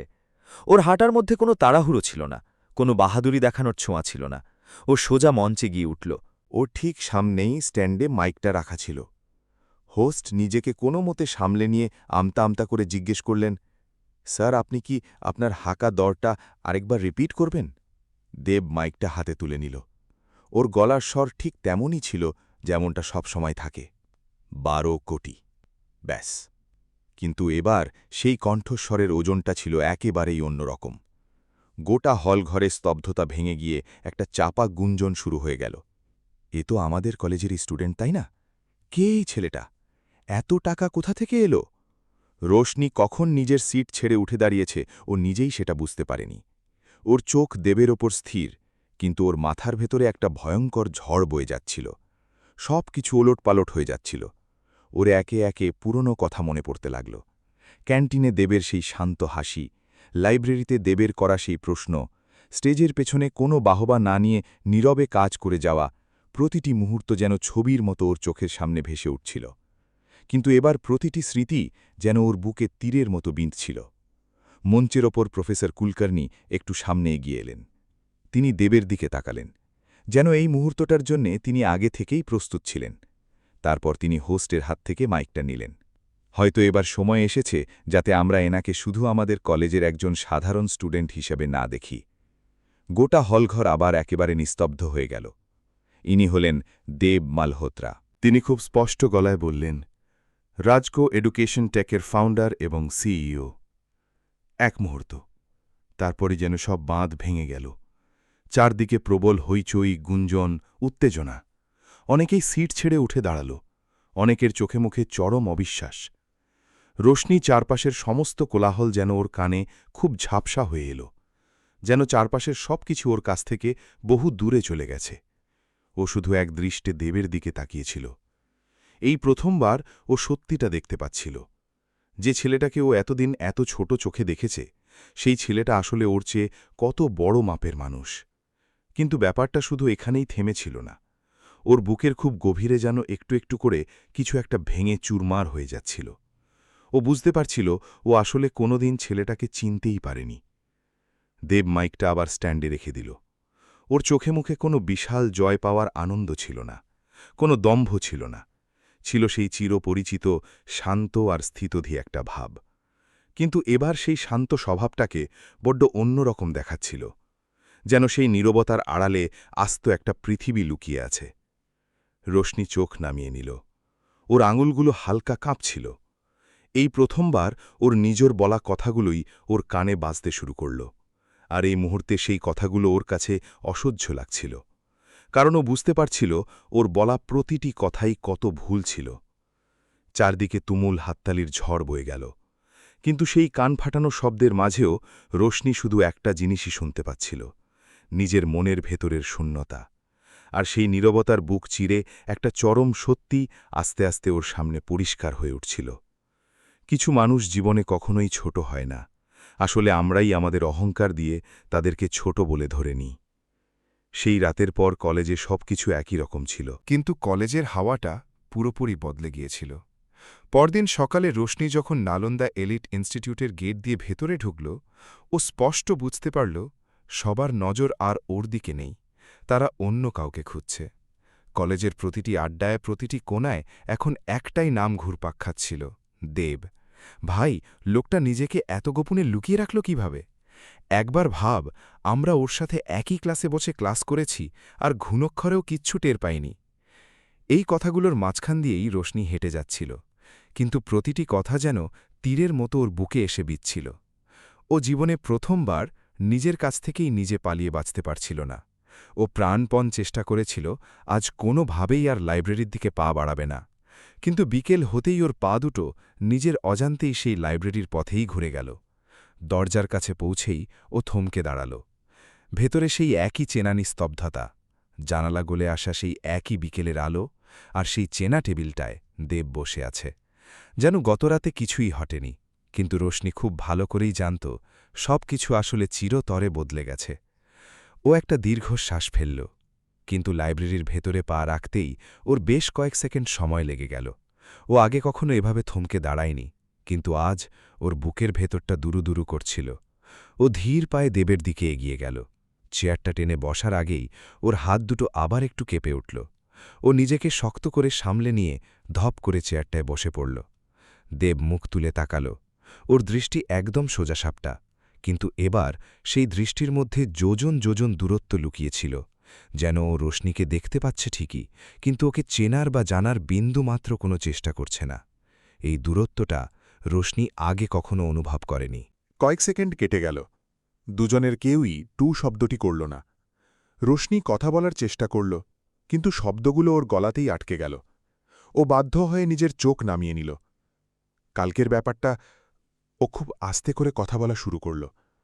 আমি সত্যিই জানতাম না যে ওর কথাটা শেষ হল না। দেব একদম চুপ করে রইল, কিন্তু দেবের এই চুপ করে থাকাটা আগের মতো ছিল না। এবার ওর নীরবতার মধ্যে কোনো কিছুর জন্য অপেক্ষা ছিল না, বরং এটা এমন একটা পরিস্থিতি যেখানে রোশনিকে নিজের কথা নিজেকেই শেষ করতে হবে। আমি তোমাকে বরাবর ভুল বুঝে এসেছি, ও অবশেষে বলল। ওর আঙুলগুলো শক্ত করে টেবিলের ধারটাকে আঁকড়ে ধরেছিল, যেন নিজেকে গড়িয়ে পড়ে যাওয়ার হাত থেকে বাঁচানোর চেষ্টা করছে। তোমার ওই সাধারণ জামাকাপড়, তোমার কথা বলার স্টাইল, আমি সবকিছু নিয়েই শুধু হাসাহাসি করে গেছি। ওর গলার আওয়াজটা আরও নিচু হয়ে এলো, আর আমার সবসময় মনে হতো আমিই ঠিক। এবার ওর চোখ দুটো জলে ভরে এলো, কিন্তু ও সেই চোখের জল মোছার কোনো চেষ্টা করল না। দেব এই প্রথমবার টেবিলের উপর একটু ঝুঁকে বসল। তোমার মনে হয়েছিল নাকি তুমি এটাই ধ্রুবসত্য বলে ধরে নিয়েছিলে? প্রশ্নটা একদম সোজা এসে বুকে বাজল। রোশনি মাথা তুলল। ওর চোখের দৃষ্টিতেই যেন উত্তরটা লেখা ছিল, কিন্তু মুখে বলার মতো কোনো শব্দ ছিল না। বেশ কিছুক্ষণ পর ও খুব আস্তে করে বলল, হ্যাঁ, আমি এটাই সত্যি বলে ধরে নিয়েছিলাম। লাইব্রেরির বহুদূরের কোনো কোণ থেকে একটা বইয়ের পাতা উল্টানোর খসখস শব্দ ভেসে এলো। তারপর আবার সবকিছু সেই আগের মতো নিস্তব্ধ। আর তুমি সেটা কখনো সত্যি জানার চেষ্টাও করনি, দেব বলল। ওর গলার আওয়াজটা এখনও বেশ শান্ত, তবে এবার সেই শান্ত স্বরের পরতে পরতে একটু কঠোরতা মিশানো ছিল। এটা আসলে ওর প্রতি কোনো রাগ নয়, হয়তো এই রূঢ়তাটুকুর সত্যি খুব দরকার ছিল। রোশনি আবার মাথা নিচু করে নিল। ও এখন আর নিজের হয়ে কোনো সাফাই গাইতে বসেনি, ও শুধু চুপ করে কথাগুলো শুনছিল। তোমার কাছে বোধহয় মানুষ আগে থেকেই বিচার করা থাকে, তাই না? দেব বলল। কে কেমন হবে আর কার ঠিক কতটা দাম হতে পারে। প্রতিটি শব্দ ও খুব ধীরে ধীরে উচ্চারণ করল, কিন্তু প্রতিটি শব্দ যেন নিখুঁত নিশানায় গিয়ে আঘাত করছিল। টেবিলের ধারে রোশনির হাতের মুঠি আরও শক্ত হয়ে বসল। ওর জীবনে এই প্রথমবার মনে হল যে কেউ ওকে সত্যি সত্যি দেখতে পাচ্ছে, ওর ভেতরে লুকিয়ে থাকা আসল মানুষটাকে চিনতে পারছে। আর এই উপলব্ধিটা হজম করা মোটেই সোজা ছিল না। আমাকে মাফ করে দিও, ও খুব নরম গলায় বলল। এই প্রথমবার ও কোনো রকম অজুহাত বা আত্মরক্ষার চেষ্টা না করেই এই কথাটা মন থেকে উচ্চারণ করল। দেব ওর দিকে তাকাল। কয়েক সেকেন্ড শুধু ওর চোখের দিকে এক দৃষ্টে তাকিয়ে রইল। তারপর দেব একটু চোখ নামাল, যেন মনে মনে কিছু একটা ভাবছে। মাফ করাটা খুব সোজা, কিন্তু নিজেকে বদলানোটা বড্ড কঠিন। রোশনি সঙ্গে সঙ্গে মাথা তুলে তাকাল। ওর চোখে এবার একদম অন্যরকম একটা দীপ্তি ছিল। সেখানে কোনো ভয় বা লুকিয়ে পড়ার আড়ষ্ঠতা ছিল না, ছিল একটা মরিয়া চেষ্টা। আমি সত্যি নিজেকে বদলেতে চাই, ও বলল। কথাটা আকারে খুব ছোট হলেও এর পেছনে লুকিয়েছিল এক পাহাড় সমান সত্যি। দেব মুখে কিছু বলল না। ও শুধু নিজের প্রজেক্টের ফাইলটা রোশনির দিকে ঠেলে দিল। তাহলে কাজ দিয়েই শুরু করো, ও বলল। এটা ওর কথার কোনো সরাসরি উত্তর ছিল না, কিন্তু হয়তো এটাই ছিল সবচেয়ে খাঁটি আর সত্যি একটা উত্তর। রোশনি টেবিল থেকে ফাইলটা তুলে নিল। ওর হাত দুটো তখনও সামান্য কাঁপছে, কিন্তু এবারও সেই কাঁপনিটা ঢাকার কোনো চেষ্টা করল না। ও ফাইলের পাতাগুলো উল্টালো। শব্দগুলো সেই একই ছিল, প্রজেক্টের বিষয়টাও একই ছিল, কিন্তু এখন এই প্রজেক্টটার মানে ওর কাছে পুরোপুরি বদলে গেছে। এটা এখন আর শুধুমাত্র একটা কলেজের অ্যাসাইনমেন্ট নয়, এটা ওর জীবনের একটা নতুন শুরু। কিছুক্ষণ পর দুজনেই আবার নিজেদের কাজে মন দিল, কিন্তু এবারের নিস্তব্ধতাটা আগের মতো ছিল না। এটা আগের মতো পাথর চাপা ভারী নিস্তব্ধতাও ছিল না, আবার একদম হালকাও ছিল না। এটা ছিল খুব সত্যি একটা মুহূর্ত। জানালার বাইরে পড়ন্ত বিকেলের হালকা রোদ মেঘের আড়াল থেকে উঁকি মারার আপ্রাণ চেষ্টা চালিয়ে যাচ্ছিল। আর রশনির জীবনেই প্রথমবার মনে হল যে মানুষের ভেতর বদল কখনোই রাতারাতি আসে না। বদল আসে খুব ধীর পায়ে জীবনের নেওয়া ছোট ছোট সিদ্ধান্তগুলোর হাত ধরে। আর আজও নিজের জীবনের সেই প্রথম আর সবচেয়ে জরুরি সিদ্ধান্তটা নিয়েই ফেলেছে। সেদিনের পর থেকে রশনি ওর এই বদলে যাওয়ার ব্যাটারে কারোর সাথে কোনো কথা বলেনি। ও শুধু একদম নীরবে সবার অলক্ষ্যে নিজেকে একটু একটু করে পাল্টে ফেলার সুযোগ দিয়েছিল। এখন ওর দিনগুলো আর আগের মতো কাটে না, না আছে কোনো লেট নাইট পার্টি, আর না আছে কোনো বন্ধুদের সেই অকারণ ভিড়। ওর গোটা পৃথিবীটা এখন গুটিয়ে এসে মাত্র কয়েকটা জিনিসের মধ্যে আটকে গেছে: প্রজেক্টের কাজ, গভীর চিন্তাভাবনা আর একটা অজানা লক্ষ্য। একদিন দুপুরে ও যখন ক্যাম্পাসের সবচেয়ে পুরনো অংশটা দিয়ে হেঁটে যাচ্ছিল, তখন ওর নজর পড়ল মিনাতাইয়ের ওপর। এবারও আর আগের মতো থমকে দাঁড়িয়ে পড়ল না, সোজা হেঁটে গিয়ে ওনার সামনে দাঁড়াল। মিনাতাই, আপনি একটু বসুন তো, ও পাশেই রাখা একটা বেঞ্চের দিকে ইশারা করে বলল। মিনাতাই একটু মুচকি হেসে বললেন, আজকাল তুই খুব তাড়াতাড়ি মানুষের মনের কথা বুঝতে পারছিস রে। রোশনি এই প্রথমবার বিন্দুমাত্র ইতস্তত না করে সোজা ওনার চোখের দিকে তাকিয়ে হাসল। হয়তো একটু বড্ড দেরি হয়ে গেছে, কিন্তু হ্যাঁ, এখন অনেক কিছুই একটু একটু করে বুঝতে শিখছি। সেই ছোট্ট মুহূর্তটার মধ্যে আহামরি বড় কোনো ব্যাপার ছিল না, কিন্তু মুহূর্তটা বড্ড খাঁটি ছিল। এর কয়েকদিন পরই কলেজে বিজনেস ইনোভেশন প্রজেক্টের ঘোষণা করা হলো। এটা শুধুই একটা সাধারণ কম্পিটিশন ছিল না, এটা ছিল নিজেকে নতুন করে চেনার এবং বাকিদের কাছে নিজেকে প্রমাণ করার একটা বিশাল বড় সুযোগ, যে সে আসলে কে আর তার আসল যোগ্যতা কতটা। রোশনি কোনোরকম ঢাকঢোল না পিটিয়ে খুব নিঃশব্দে এই প্রতিযোগিতার জন্য নিজের নামটা রেজিস্টার করে ফেলল। এর পরের কয়েকটা দিন মোটেও সহজ ছিল না। রাতগুলো যেন আরও দীর্ঘ হয়ে গিয়েছিল, আর দিনের সময়টা বড্ড ছোট। ওর ঘরের আলো রোজ গভীর রাত পর্যন্ত জ্বলত। কখনো ল্যাপটপের স্ক্রিনে লাইনের পর লাইন কোডিং, কখনো খাতার পর খাতা নোটস, আবার কখনো বা অসংখ্য অসম্পূর্ণ স্কেচ। অনেক সময় কাজ করতে করতে ও থেমে যেত, গভীরভাবে কিছু একটা ভাবত, তারপর আবার নিজেকে জোর করে সামনের দিকে ঠেলে দিত। একদিন রাতে যখন ও ক্লান্তিতে একেবারে ভেঙে পড়েছিল, ও চেয়ারে হেলান দিয়ে চোখ দুটো বন্ধ করল। আর ঠিক তখনই ওর চোখের সামনে সেই নিলামের পেন্টিংটা ফুটে উঠল। মাটির ওপর বসে থাকা গ্রামের সেই অবহেলিত বাচ্চাগুলো, কিন্তু তাদের চোখে নতুন কিছু শেখার কি অদম্য ঝিলিক। আর ঠিক সেই মুহূর্তেই ও পরিষ্কার বুঝতে পারল যে ও আসলে ঠিক কি তৈরি করার চেষ্টা করছে। এমন একটা এডুকেশনাল প্ল্যাটফর্ম যা সেই সব বাচ্চাদের দোরগোড়ায় আধুনিক শিক্ষাকে পৌঁছে দেবে যাদের কাছে পড়ার মতো কোনো সুযোগ সুবিধা নেই। এটা শুধু একটা প্রজেক্টের আইডিয়া ছিল না, এটা ছিল ওর মনের গভীরের একটা অনুভূতি। ও আবার নতুন উদ্যমে কাজে বসে পড়ল। এবার আর কোনো থামাথামি নেই। এভাবেই দিনের পর দিন কেটে যেতে লাগল। দেব দূর থেকে দাঁড়িয়ে ওর এই হাড় ভাঙা খাটুনি আর বদলে যাওয়াটা খেয়াল করছিল। দেব কখনো নিজে থেকে ওর কাজে নাক গলায়নি, কিন্তু যখনই রোশনি প্রজেক্টের কোনো কঠিন বা জটিল অংশে গিয়ে আটকে যেত, দেব ঠিক নিজের মতো করে ছোট একটা ক্লু বা সাজেশন ওর জন্য রেখে যেত, যেন অন্ধকারে একটা রাস্তা দেখিয়েই ও আবার সবার অলক্ষ্যে পেছনে সরে যেত। আর হয়তো ঠিক এই কারণেই রোশনি এখন নিজের পায়ে একা ভর দিয়ে চলতে শিখে যাচ্ছিল। অবশেষে ফাইনাল প্রেজেন্টেশনের সেই বহু প্রতীক্ষিত দিনটা চলেই এলো। কলেজের বড় হলঘরটা কানায় কানায় পূর্ণ। প্রতিটি গ্রুপ নিজেদের ডাক পড়ার অপেক্ষায় অধীর হয়ে বসে আছে। কারুর চোখে মুখে আত্মবিশ্বাসের ছাপ, আবার কেউ বা টেনশনে রীতিমতো কাঁপছে। যখন মাইকে রোশনি মেহরার নালতা ঘোষণা করা হলো, পুরো হলঘরের ভেতর একটা চাপা গুঞ্জন শুরু হয়ে গেল। ও খুব ধীর পায়ে স্টেজের দিকে এগিয়ে গেল। এবার ওর হাঁটার মধ্যে লোক দেখানো কোনো গ্ল্যামর বা দম্ভ ছিল না, কিন্তু একটা অদ্ভুত ধরনের সততা আর কনফিডেন্স ছিল। ও স্টেজে উঠে প্রজেক্টরের স্ক্রিনটা অন করল আর কথা বলা শুরু করল। এটা একটা মোবাইল অ্যাপ। ও একটুক্ষণের জন্য থামল, তারপর নিজেকে একটু সামলে নিয়ে আবার বলল, না, এটা শুধু একটা অ্যাপ নয়, এটা আমার একটা ছোট্ট চেষ্টা ওই সব বাচ্চাদের জন্য যাদের বুকে পড়াশুনো করার প্রবল ইচ্ছেটা তো আছে, কিন্তু সঠিক কোনো রাস্তা নেই। ওর গলার আওয়াজটা শুরুর দিকে একটু কাঁপছিল, কিন্তু যত এগোতে থাকল ওর স্বরের মধ্যে একটা পাথরের মতো দৃঢ়তা ফুটে উঠল। ও খুব সুন্দর করে বুঝিয়ে বলল যে কিভাবে এই অ্যাপটা খুব সামান্য ইন্টারনেট কানেকশনেও কাজ করবে, কিভাবে এটা একদম আঞ্চলিক বা লোকাল ভাষায় শিক্ষামূলক কন্টেন্ট প্রোভাইড করবে, আর কিভাবে প্রত্যন্ত গ্রামের বাচ্চারাও বাড়িতে বসে খুব সহজে নতুন জিনিস শিখতে পারবে। পুরো হলঘরে পিনপতন নীরবতা। মানুষজন মন্ত্রমুগ্ধের মতো ওর কথাগুলো শুনছিল। তারা শুধু শুনছিলই না, ওরা মন থেকে ওর প্রেজেন্টেশনটা বুঝতে পারছিল। ওর কথা শেষ হওয়ার পর প্রথম কয়েক সেকেন্ড হলঘরে কোনো আওয়াজ হলো না। তারপর আচমকাই গোটা হল ফেটে পড়ল তুমুল হাততালিকে। রোশনি এই প্রথমবার একটা গভীর স্বস্তির নিঃশ্বাস ফেলল। ওর চোখ নিজের অজান্তেই দেবকে খুঁজতে শুরু করল। দেব ওখানেই একপাশে দাঁড়িয়েছিল। ওর চোখে এবার কোনো বাড়তি উন্মোচন বা উচ্ছ্বাস ছিল না, কিন্তু একটা খুব শান্ত আর নীরব স্বীকৃতি ছিল। আর রোশনির জন্য বোধহয় এই স্বীকৃতিটুকুই যথেষ্ট ছিল।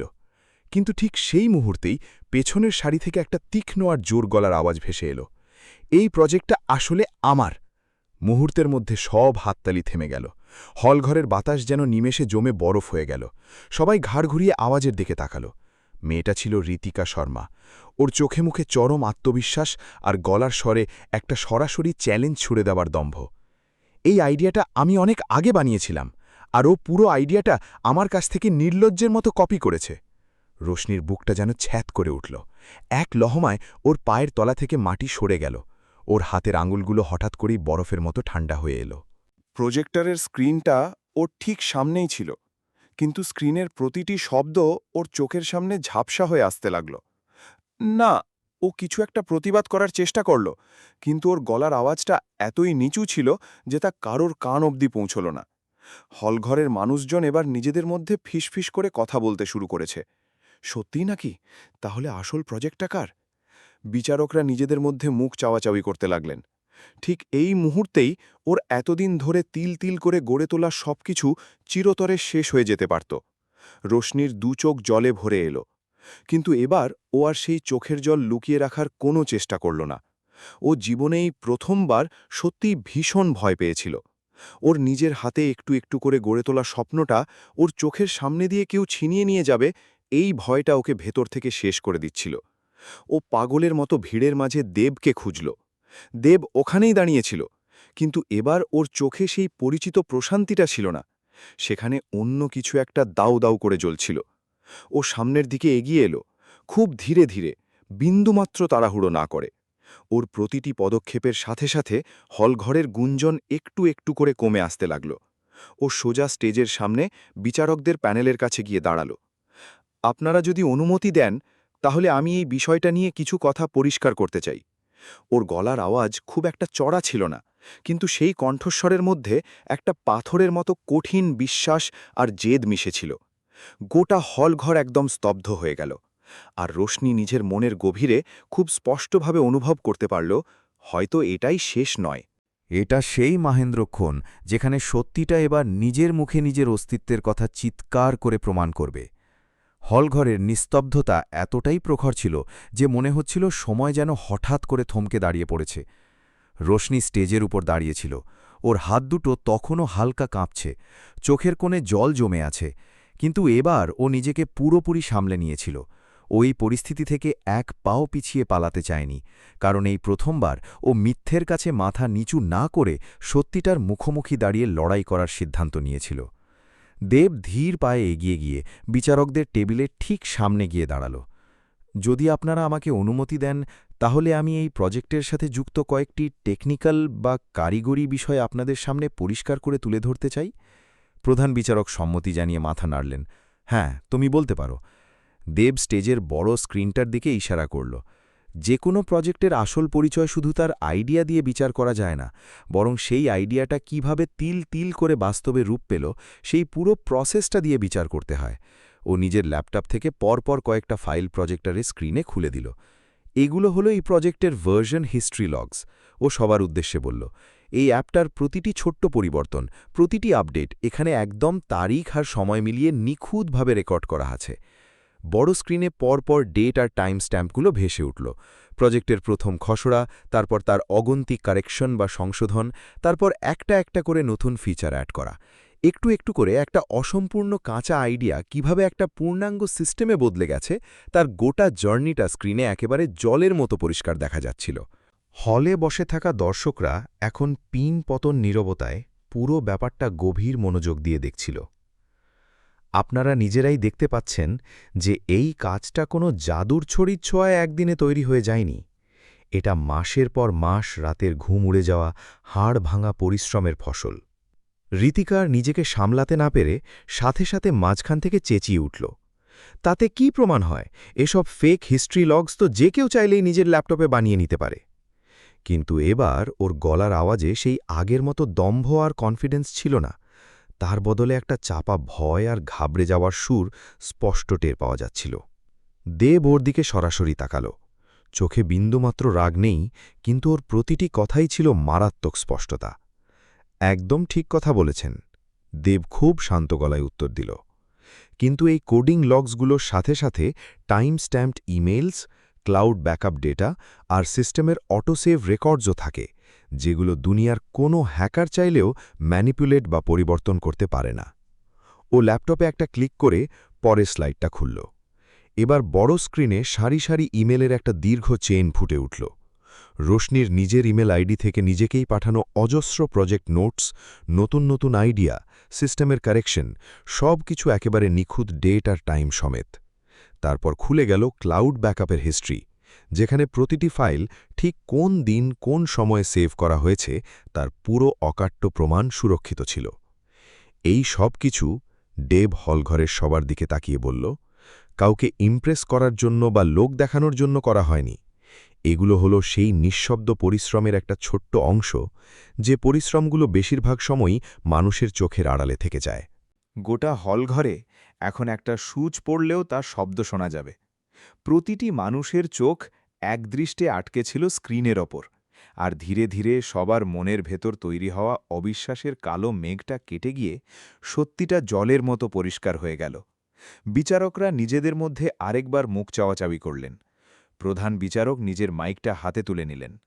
আমরা দুই পক্ষের পেশ করা সমস্ত তথ্য এবং প্রমাণ খুব ভালোভাবে খতিয়ে দেখেছি, তিনি খুব স্পষ্ট আর গম্ভীর গলায় বললেন, এবং এটা এখন দিনের আলোর মতো পরিষ্কার যে এই প্রজেক্টটির একমাত্র দাবিদার হল রোশনি মেহরা।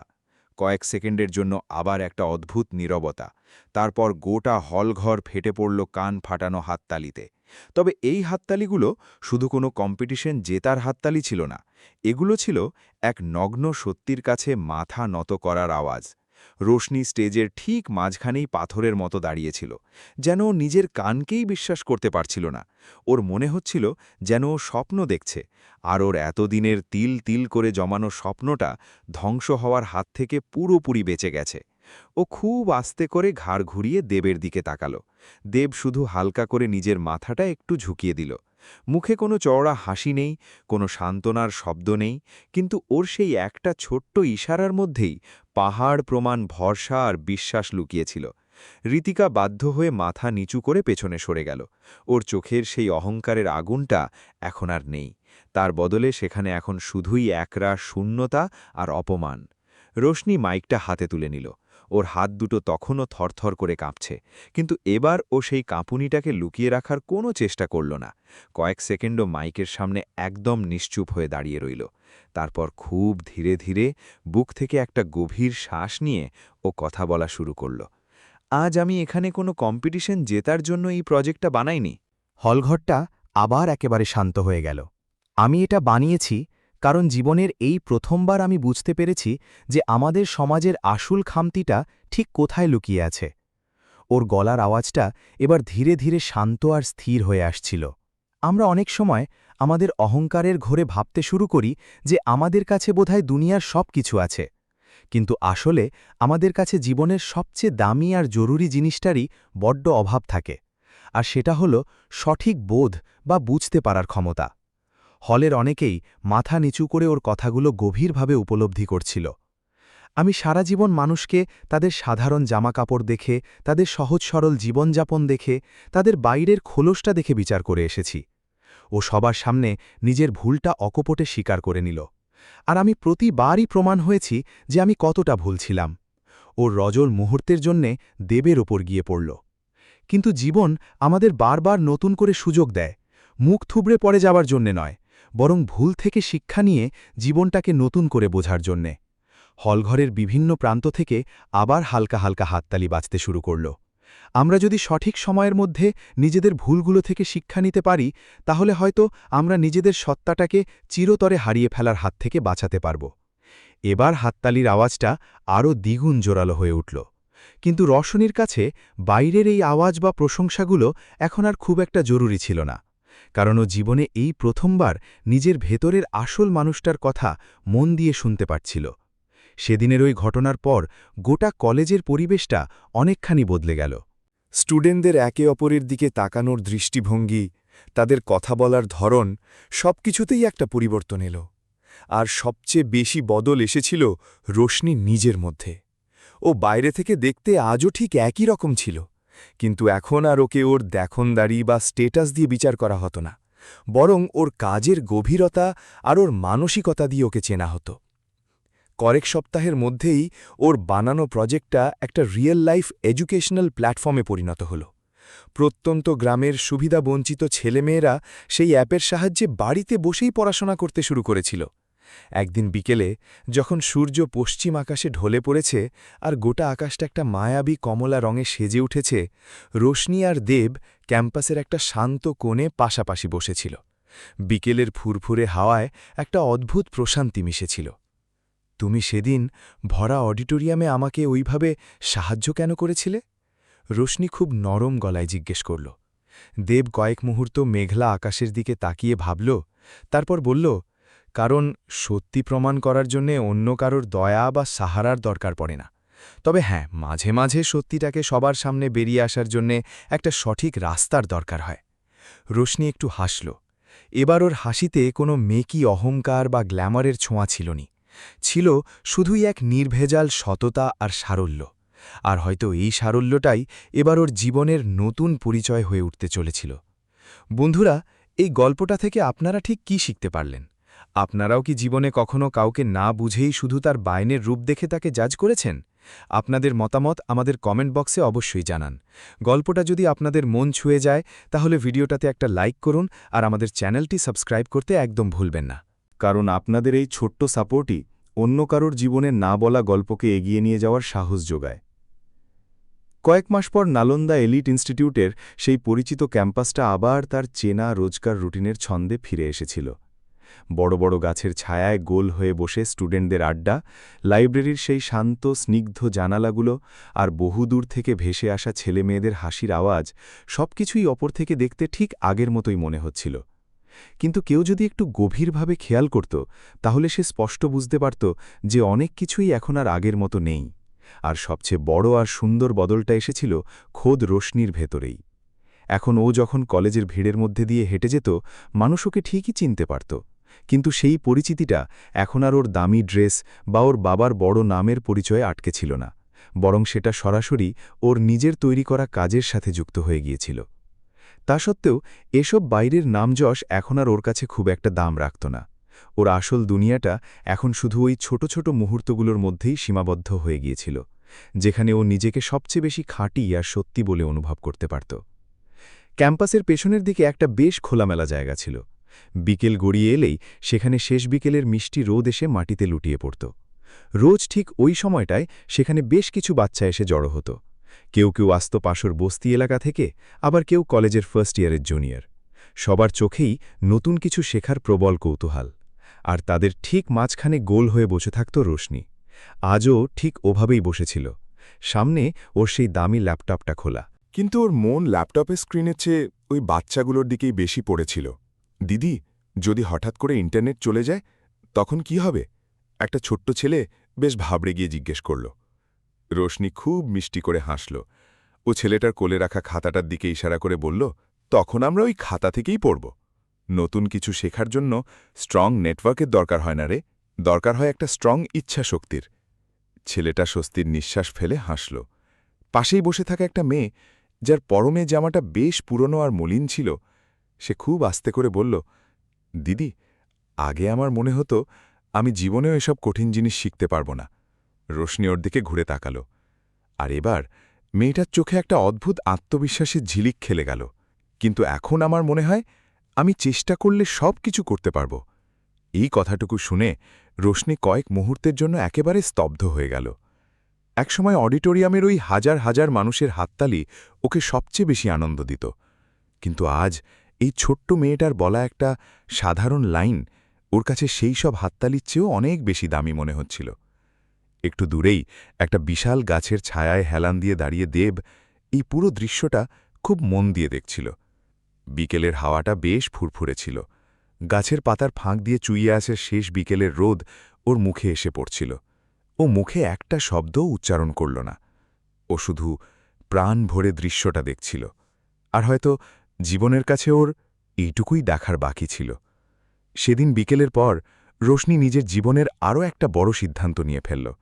ও সোজা ওর বাবার অফিসে গিয়ে হাজির হল। সেই একই দরজা, সেই একই চেনা কেবিন, কিন্তু আজ আরও আগের মতো কোনো রকম ভয় বা ইতস্তত ভাব নিয়ে সেই দরজার ভেতর পা রাখল না। ওর বাবা নিজের ডেস্কে বসে এক গাদা জরুরি ফাইল দেখছিলেন। উনি মাথা তুলে মেয়ের দিকে তাকালেন। কয়েক মুহূর্ত ওর মুখের দিকে একদৃষ্টে তাকিয়ে রইলেন, যেন নিজের চেনা মেয়েটাকে নতুন করে চেনার চেষ্টা করছেন। বসো, উনি গম্ভীর গলায় বললেন। রোশনি ওনার ঠিক সামনের চেয়ারটায় গিয়ে বসল। কয়েক সেকেন্ড বাবা আর মেয়ের মাঝে অদ্ভুত এক পিনপতন নিস্তব্ধতা বিরাজ করল। তারপর ওর বাবা প্রশ্ন করলেন, এখনও ওই একই কাজ করে যাচ্ছিস, ওই রাস্তার বাচ্চাগুলোর সাথে? ওনার গলার স্বরে কোনো সাধারণ প্রশ্ন ছিল না, বরং একটা তীক্ষ্ণ ব্যঙ্গ আর তাচ্ছিল্য লুকিয়েছিল। রশনি চোখ নামাল না, ও সরাসরি ওর বাবার চোখের দিকে তাকাল। হ্যাঁ, ও শান্ত অথচ দৃঢ় গলায় বলল, আর হয়তো জীবনের এই প্রথমবার আমি সত্যিই কোনো ঠিক কাজ করছি। মেয়ের মুখে এমন কথা শুনে ওর বাবা একটু চমকে গিয়ে নিজের দামি রিভলভিং চেয়ারে হেলান দিলেন। ঠিক কাজ? উনি নিজের মনেই শব্দটা আওড়ালেন। তোর কি বিন্দুমাত্র কোনো আইডিয়া আছে যে তোর সামনে এখন কত বড় বড় সুযোগ অপেক্ষা করছে? তুই চাইলে ঠিক কতটা বড় আর বিলাসবহুল একটা জীবন কাটাতে পারিস? রশনি কোনোরকম তাড়াহুড়ো না করে খুব শান্ত গলায় উত্তর দিল, যে বড় জীবন আমাকে আমার নিজের আসল সত্তা থেকেই দূরে সরিয়ে দেবে, সেই জীবনটা আদৌ বড় হয় না বাবা।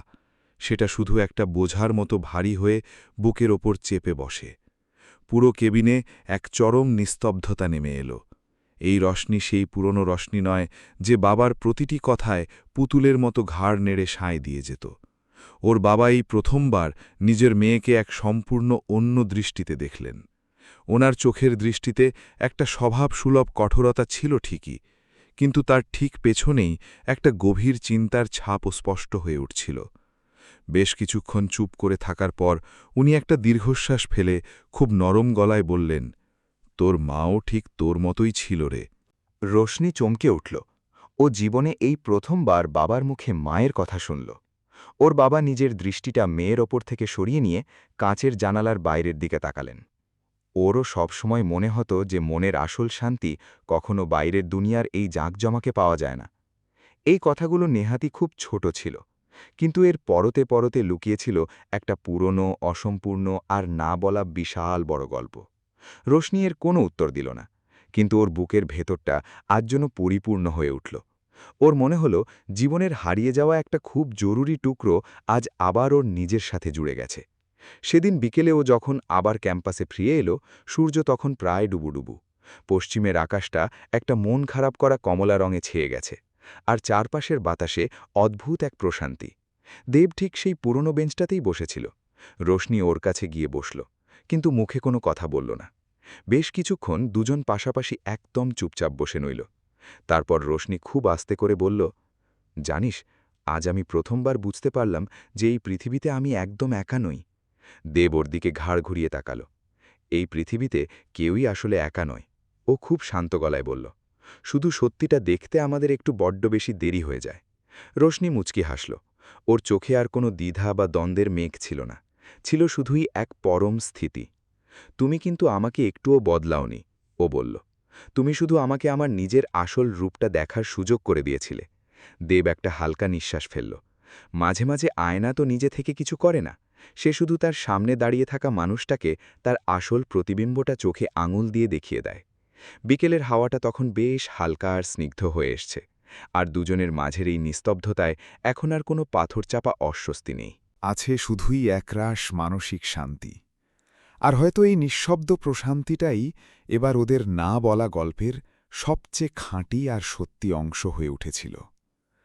বিকেল গড়িয়ে ততক্ষণে চারপাশে পুরোপুরি রাতের অন্ধকার নেমে এসেছে। নালন্দা এলিট ইনস্টিটিউটের ক্যাম্পাসে জ্বলে ওঠা সোডিয়াম ভেপারের হলুদ আলোগুলো মাটিতে লম্বা লম্বা মায়াবী ছায়া তৈরি করছিল। সেই একই বেঞ্চ, সেই একই পুরনো জায়গা, কিন্তু আজ মনে হচ্ছিল যেন প্রতিটি জিনিস অবশেষে তাদের নিজের গল্পটাকে সম্পূর্ণ করে ফেলেছে। একটু দূরেই বাচ্চাগুলো বাড়ির দিকে যাওয়ার পথে বারবার ফিরে তাকিয়ে ওদের দিকে হাত নাড়ছিল। ওদের সেই প্রাণ খোলা হাসির আওয়াজ তখনও ক্যাম্পাসের বাতাসে ভেসে বেড়াচ্ছিল, একদম হালকা, নির্ভেজাল আর চূড়ান্ত চিন্তামুক্ত একটা হাসি। রোশনি একদৃষ্টে ওদের দিকে তাকিয়ে রইল, যতক্ষণ না ওরা রাস্তার বাঁকে একেবারে চোখের আড়ালে হারিয়ে গেল। আগে আমি সবসময় এটাই ভাবতাম, ও খুব নরম গলায় বলতে শুরু করল, যে জীবন হলো একটা ইঁদুর দৌড়, যেখানে যে করেই হোক শুধু সবাইকে পেছনে ফেলে নিজের স্বার্থে সামনের দিকে এগিয়ে যেতে হয়। ও কয়েক মুহূর্তের জন্য চুপ করে গেল, যেন ওর নিজেরই সেই পুরনো অহংকারী রূপটাকে চোখের সামনে দেখতে পাচ্ছিল। কিন্তু এখন আমার মনে হয় জীবন মোটেও কোনো দৌড় প্রতিযোগিতা নয়। ওর ঠোঁটের কোণে একটা খুব শান্ত হাসি ফুটে উঠল। এটা আসলে একটা খুব লম্বা রাস্তা, যেখানে তুমি যখন হাঁটছ আর হঠাৎ করে কেউ যদি কোনো স্বার্থ ছাড়াই তোমার পাশে এসে হাঁটতে শুরু করে, তাহলে সেটাই জীবনের সবচেয়ে বড় জয় হয়ে দাঁড়ায়। দেব কোনো কথা না বলে শুধু মন দিয়ে ওর কথাগুলো শুনছিল। ও রোশনিকে একবারের জন্য মাঝপথে থামাল না। আর মনের শান্তি? ও খুব চাপা স্বরে জিজ্ঞেস করল। রোশনি মাথা তুলে রাতের আকাশের দিকে তাকাল, যেখানে এখন মেঘ সরে গিয়ে অসংখ্য রূপলি তারা ঝিকমিক করছে। মনের আসল শান্তি তো ঠিক তখনই পাওয়া যায়, ও বলতে শুরু করল, যখন তোমাকে দুনিয়ার আর কারুর সামনে নিজেকে বড় বা মহান প্রমাণ করার কোনো তাগিদ থাকে না, আর নিজের বিবেকের কাছেও নিজেকে ছোট বলে মনে হয় না। বেশ কিছুক্ষণ দুজনই একদম চুপ করে বসে রইল। রাতের হাওয়াটা এখন আরও বেশ কিছুটা ঠান্ডা হয়ে এসছে। গাছের পাতাগুলো হাওয়ায় শিরশির করে কাঁপছিল। মনে হচ্ছিল তারা যেন খুব সন্তর্পণে এই সুন্দর গল্পের একদম শেষ পাতাটাকে ধীরে ধীরে উল্টে দিচ্ছে। দেব বেঞ্চের ঠিক সামনে দিয়ে চলে যাওয়া ফাঁকা রাস্তাটার দিকে একদৃষ্টে তাকিয়ে রইল। তাহলে এবার? ও জিজ্ঞেস করল। রোশনিও ঠিক সেই একই রাস্তার দিকে নিজের দৃষ্টি ফেরাল।